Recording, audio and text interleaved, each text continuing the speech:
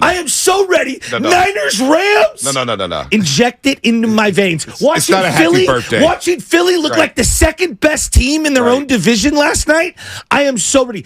Dallas is a bigger threat to the 49ers than the Philadelphia Eagles. Since when did they start running that playbook like they were running Trey Lance out there?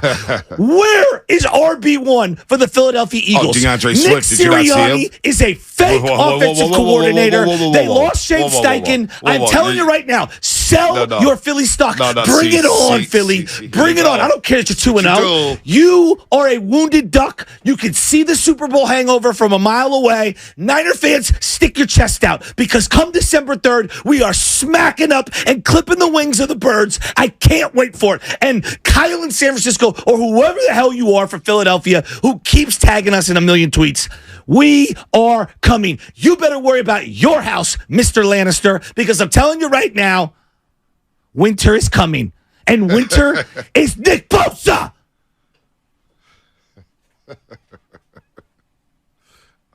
All right. I'm so ready. All right. Niner fans should be so ready. Philly looks weak. So do I send that to Philadelphia now? Or No, don't, because I'll get tagged in 10,000 things. Well, you're already going to get tagged. You already did it. And you love it. Don't act like, see, the one problem that I have with you, Shasky, is you act like you don't love it. I love it again. You love it. All attention is good attention, right? You love it. You love it. I love that they don't have an RB1. No, they do have an RB1. What? DeAndre Swift ran for 175 last night. What are you talking about? He's not a real RB1. Oh, he's He's not a real behind that offensive line. The Vikings are weak. But we all weak. agree. The Vikings are weak. DeAndre Swift is not no RB1. No, he can run. CMC's a RB1. Doesn't matter for them. Okay. They got a good offensive line. But there is a Super Bowl hangover. Trust me. I was texting my boy yesterday. I We're in the fear thread. Dallas much more. Listen, I don't fear anybody.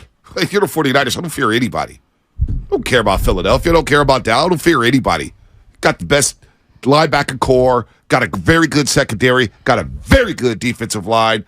Got an offensive line. Well, on the left side offensive line. We'll see about the right side. Every team's got weaknesses. I got running backs. I got quarter. I don't fear anybody. I don't fear the Cowboys. I don't fear the Eagles. I don't fear anybody. I told you they were able to walk to that game last year in Philadelphia and won that football game. But here's a couple things here. Watching that game, and I was texting with Philly Zoo because he gets a little arrogant, and we're in this pool together. And I told him straight up, we're coming to kick your ass December 3rd. Thank you. We will beat your ass December 3rd. I told him that straight up. And I told him another thing, and I see the videos and Eagle fans flipping all Viking fans. They think they're so cool, throwing the little middle fingers out. They get credit for that. Look how passionate. It's just different in Philadelphia. Yeah, I want to break their fingers. All those little punks out there at Lincoln Financial How about my Field. guy? We ran into at the boxing match. The guy who, my guy is a real boxer. Oh, yeah, he is. Okay? And I want to say his name's Greg. I always forget his name, and I apologize. I got his name in my phone. What did he say? If I went to Philadelphia, we'd be in some trouble. Listen, man. Listen. Philadelphia, they will get better. They're 2-0 without playing their best football. For sure. Not with evidence. So let's not get crazy and say they're weak. They're not weak. They're not the same team that I feared come NFC Championship game last year. You didn't fear them all throughout the regular season. And in the playoffs, we got Sausalito Shasky. You start getting worried about everything. I started, I was unfamiliar with their game. You know how this works. It's September football. Yeah. They will get better. They will get better. Something's going on with them. Could you at least admit to me this? Well, listen. Shane Steichen is a big loss. Well, Brian Johnson's now their coordinator. He was their quarterback coach for the last 2 years. They got a new defensive coordinator.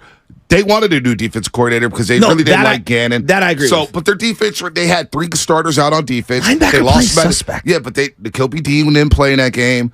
Bradbury was out in that game. Maddox got hurt during that game. Let's pump the brakes by saying Philadelphia's weak. They're going to be there at the end. like that's crazy talk. DeAndre Swift ran for 175. When Philadelphia decided, you know what? We're going to run the football. They ran for 250 yards on him and held the ball for 39 minutes. But do you really hold him? I'm just being real with you. You really hold that guy in that regard? Because like Raheem Mostert had monster games. And Jeff Wilson Jr. had monster games. Solid. You can have an outlier week as a running back.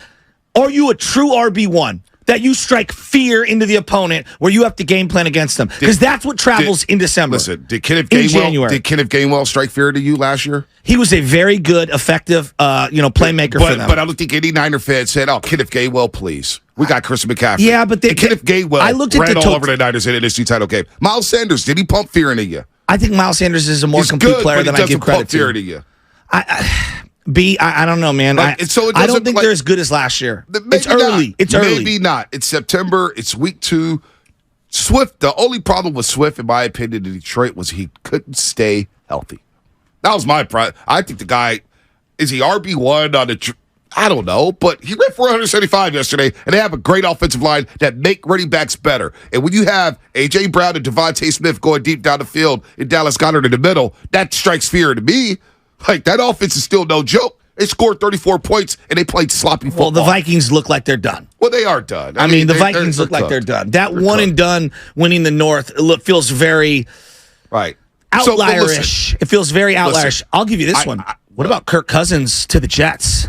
He's on a 1-year deal. I keep saying that. What do you think? Sterling. Love it, Sterling. How many picks do the Jets have? What picks do the Jets have? Because if I'm the Vikings and we're trading Kirk Cousins, I want first-round picks. I want second-round picks. I want all that. For a 35-year-old who's on an expiring deal that you've been trying to, that nobody's, jumping over themselves to go get? Well, a lot of Niner fans believe if they had Kirk Cousins, they'd be in the Super Bowl. A lot of people believe. I don't know. Is Kirk Cousins putting the Jets over the top? I think given their situation, in a 1-year deal, it's about as good as you could look for. I don't know, man. I think he'd be a good fit. I think a lot of people are throwing that out there. Okay. It might be a good fit. Could he run that offense? Maybe. Nathaniel Hackett? I don't know. I just don't see it happening. So you're rolling with Zach Wilson if you're them? I wouldn't roll with Zach Wilson at all. I just think. I think there's limited options. I don't think Kirk Cousins is on the block. Okay. At least not now. And then you're going to bring a quarterback in midway through the year, try to build a rapport with Garrett Wilson and Alan Lazard and all those guys up there. I don't think it's going to work out. Like, if your master plan is to go trade for Kirk Cousins to save your season, your season's over. I don't care how many yards Kirk Cousins threw for last night. I don't give a damn how many touchdowns he threw for. If your master plan is to go get Kirk Cousins and say, hey, Kirk, save us, get us through the AFC playoffs. You imagine Kirk Cousins. It's not a master plan. It's like a plan C, because plan A was Zach Wilson a couple years ago. Plan B was, all right, the contingency is go get Aaron Rodgers, and now you're on to plan C. Like you're picking amongst not a lot of great options. I hear you. It's the best of minimal options. Let me see the Jets. Watching Sirianni walk off that field last night, I'm saying there's just no way in hell that guy is going to be able to outcoach Shanahan at this point. I believe in Shanahan this year. This feels like our year. It does. It feels like it. I know it's 2 weeks in, but I understand that's a short week. You get credit for the win. I understand all that. It's a short week, and remember, it's Thursday Night Football. I know things are always uglier. Yeah, I understand that. Week, quick turnaround. I just don't. You play last a physical year, their game offense against the felt Patriots. more dynamic. Well, they got dynamic later in the season, right? Yes, because they came later in the season. They were kind of early on, jabbing people, scoring points. Devontae Smith is a superstar. I'm not denying you there. A.J. Brown is a superstar. What happened with A.J. and Hurts on the sideline? Well, they threw a touchdown pass later in the game. It feels like they got over it. Well, and that's what A.J. Brown's what diva wide receivers do. You know what I'm saying? We see this all the time. He's a stud. And then you got Dallas Goedert. Come on, I was gonna grasp at any negativity from the Eagles. I was gonna come in here strutting. I felt like Vince McMahon there. Let's say I got it out to a text thread, and I'll read some of the texts. I want to hear them all. Yeah. By the way, your boy Philly Zoo, I follow him. He don't follow me on Twitter. Yeah, he got a lot to say about me. Yeah, he doesn't like you. He's one of my best friends. Well, you know what? Then I'm unfollowing. But you know what? Yeah, I'll follow him. He tagged me in a tweet last night because we're in the thread. He goes, well, we got the better O-line, better D-line, better wide receivers, better quarterback. Check. And then he tagged me on Twitter, and I said, do not tag me on Twitter because if I retweet your Philly Zoo, then the entire empire is coming after you. And you don't want those problems. All right, Philly Zoo. You have 132 followers. You now have 131. I unfollowed you. You got what you wanted. And guess what, Philly Zoo? Where do you live? You don't live in Philly. Nah, you choose to live out here. He lives in inner Richmond. Yeah, that's what I thought. Leave my guy alone. Leave my guy. That's one of my best friends. I love when the truth hurts and people get all butthurt. Happy birthday, Monte. Oh, man. No, Philly Zoo. Actually, happy birthday to Philly Zoo. Happy birthday to Philly Zoo. You guys share a birthday? No, his birthday's on the 13th. I'm not wishing him happy birthday. Oh, man. His happy birthday wish was that I followed him for a year and he didn't follow me back.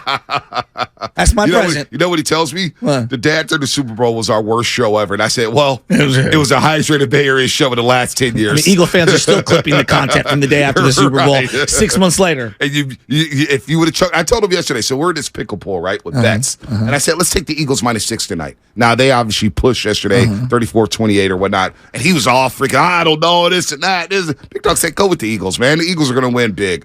So they win, and he's panicking midway through. I don't like the vibes of this game. The Vikings are going to outright win. That's what Philly fans do. They call that passion, right? They call that passion. I call it a sickness. So, we're texting, and he says, well, your little Super Bowl show afterwards, I listened to it, and it was terrible. I said, oh, really?